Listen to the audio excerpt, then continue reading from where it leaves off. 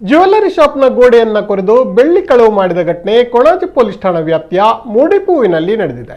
ಇಂದು ಬೆಳಿಗ್ಗೆ ಈ ಘಟನೆ ಬೆಳಕಿಗೆ ಬಂದಿದ್ದು, ಇಬ್ರಾಹಿಂ ಎಂಬವರ ಸಹ ಮಾಲೀಕತ್ವದ ಗೋಲ್ಡ್ ಕಿಂಗ್ ಜ್ಯುವೆಲ್ಲರಿ ಹೆಸರಿನ ಅಂಗಡಿಗೆ ನಿನ್ನೆ ರಾತ್ರಿ ದುಷ್ಕರ್ಮಿಗಳು ಜ್ಯುವೆಲ್ಲರಿ ಶಾಪ್ನ ಎಡಗೋಡೆಯನ್ನ ಕೊರೆದು 10,000 ರೂಪಾಯಿ ಮೌಲ್ಯದ ಬೆಳ್ಳಿಯ ಆಭರಣವನ್ನ ಕಳವು ಮಾಡಿದ್ದಾರೆ.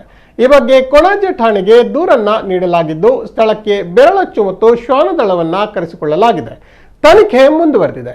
ಅಂಗಡಿಯ ಬಗ್ಗೆ ವಿಚಾರವನ್ನ ತಿಳಿದವರೇ ಯಾರೋ ಈ ಕೃತ್ಯವನ್ನ ಎಸಗಿರುವ ಸಾಧ್ಯತೆಗಳಿವೆ ಎಂದು ಪೊಲೀಸರು ಹೇಳಿದ್ದಾರೆ.